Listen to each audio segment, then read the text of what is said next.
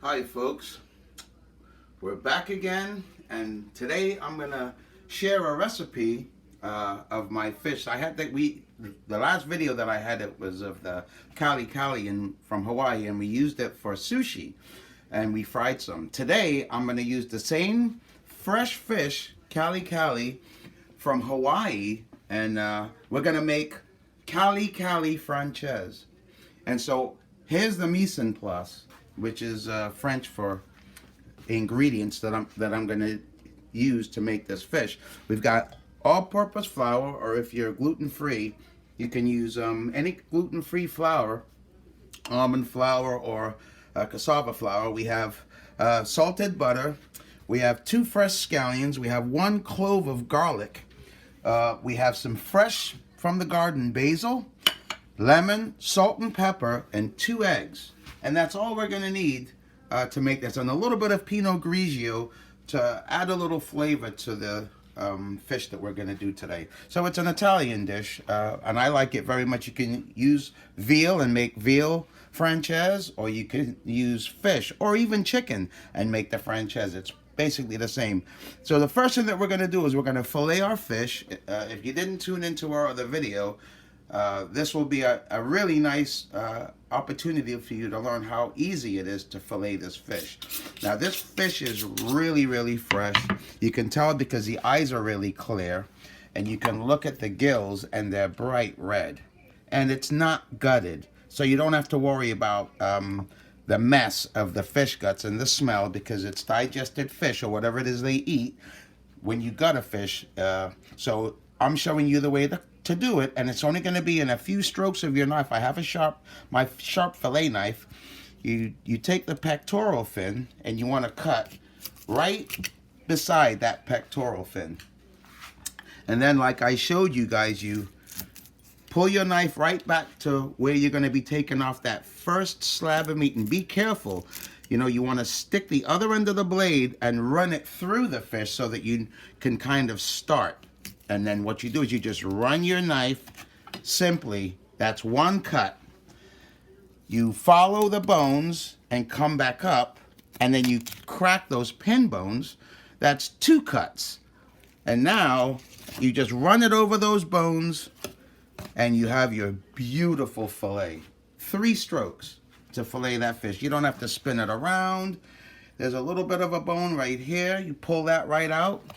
And like I told you guys, there are pin bones that run halfway down the fish. You can either use tweezers and pull those out, but I find that much easier. And I'm going to skin this. That's why you don't have to scale it.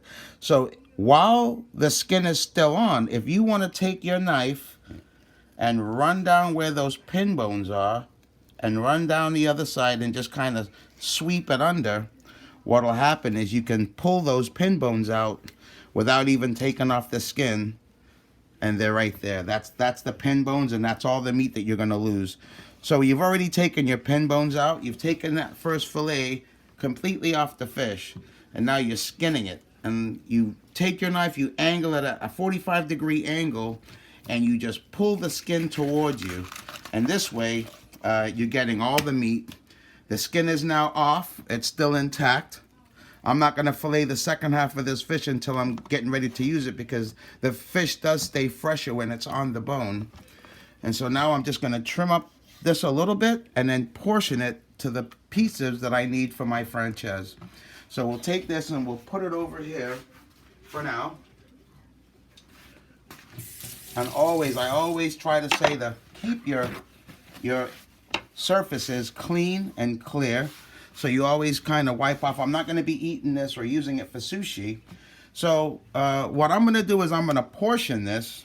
I'm going to cut the dorsal loin off. And then this is the toro. So I'm going to cut that at an angle so it's a good sized piece of fish.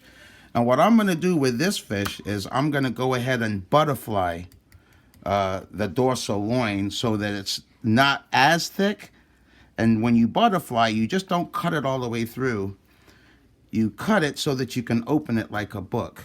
And that makes that piece of fish a little thinner, and it's easier to cook. It cooks a lot evenly. You don't have to, especially in this dish that we're doing, the Francese. You want to get them not too thick, the pieces of fish. So I'm going to go ahead and turn on my pan on a medium to medium high, and then I'm going to get the rest of my mise en place together. So we've got 2 eggs. We're going to crack the 2 eggs. Try to make sure that there's no shell in there. So those are 2 eggs that are cracked. Then we're going to get a nice whisk, and we're going to go ahead and beat our eggs. So you don't really have to season your eggs with too much, but with your flour, we're going to use as the exterior of the dish is going to be the egg. So what we can do, I've already used my mill, and I've got some salt, and I've got some fresh milled black pepper. And so, you know, you want to try to make sure that your hands are reasonably dry so that the salt and the pepper doesn't stick to your hands, and it's easier to accurately season the flour. I'm going to mix the salt and pepper. This is Himalayan pink salt. I'm going to put a little bit of salt and pepper in the flour and just a touch in the eggs. And now we're going to season our fish. But you want to be light. You don't want to be real heavy on these because you want to be able to taste. This kali kali has an excellent flavor. You want to be able to taste the fish itself. You don't want the seasonings to overpower or mask the flavor, the natural flavor of the fish. And so now we have salt and pepper seasoned on our fish, and we have it in our flour and in our egg. So what we do first is we take the fish and we dredge it in the flour. We dredge it so that it's lightly coated in the flour. So as you guys look on this and see exactly what it looks like, and what we're going to do, our fire's on, so our pan's starting to get a little warm, or you don't want it too hot because we're going to be using olive oil and we're going to be using butter. So you just want to put maybe a tablespoonful of olive oil in the pan. You don't want a whole lot, because you're gonna turn what's left into your Francese sauce. And then I've got some salted butter. You could use sweet butter or salted butter. And we're gonna put about a teaspoon of butter. And it's very important to keep your butter in the refrigerator, because when we're making a sauce, when we want to thicken our sauce, we're gonna use that cold butter to complete our sauce. So we're going to let that heat up, and while we're letting that heat up, we've got our 2 pieces of fish in the flour. We still have another piece of fish that we're going to put in that flour. We'll put it right in the middle, and this way we can take our fish cutting board and give ourselves a little bit more room to finish our mise en place. So what we're going to do is we have our butter. Like I said, we have that 1 clove of garlic. You know, you want to make sure there's a nice edge on your knife when you do this. Rinse and dry your scallions, and you just want to cut them up relatively small. You don't need them really super small, but you're going to use it at the end for a garnish, and you're going to use it for some really good flavor. You want to save the greener pieces for a garnish, and use those whiter pieces while you're cooking your Francese. So we've chopped that, we set that to the side, and now we have our garlic. You want to just kind of crush it and cut that up pretty fine. You know, it's nice to see the garlic cut up really nice and fine, because the garlic is going to really flavor that outer coating, and you want it to be able to really get its flavor out there in that butter olive oil that and I know you guys can hear it in the background. It's warming up really nice. See now the butter, as the butter's starting to melt, maybe we can take a look at that. Once it starts to melt, you don't want it to burn. You want it to just be nice and hot so that you can start the frying process, because it's also, you know, it's more like a sauteing than a frying. I'm going to show you guys. So it's in the flour. We're going to even that out real nice. So what I'm going to do is, from the flour, I am going to put it from the flour into the egg. And then from the egg, we're going to put it right into the pan.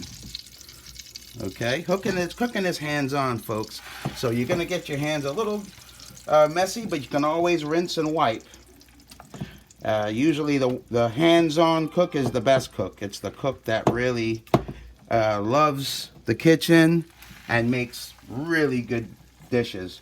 So now we're just going to dredge that 3rd piece. And we're going to put it in the egg. I know usually for when you guys are used to breading or breadcrumbing anything, you do it the opposite way. You put it in the egg first, and then you put it in the flour. But this dish calls for us to use the flour first and the egg second. So we're going to let that get nice and brown. We've got our garlic. We have our scallions. And the last thing that we have, now the basil, you can either use oregano and basil or basil and thyme. But because this fish is so flavorful, I'm just going to use this little bit of basil and garlic and scallions because they're all sweet and they're all pretty mild. And so we're going to have those three as part of our mise en place. And then I'm going to wipe off my hands really good. And then I'm going to go ahead and see how far our fish is coming. So if you guys have any pans that you don't want to be scratched up, it's a good idea for you guys to use a rubber spatula or a spatula that has a non-metal edge. I know I have several around. It's in a top drawer.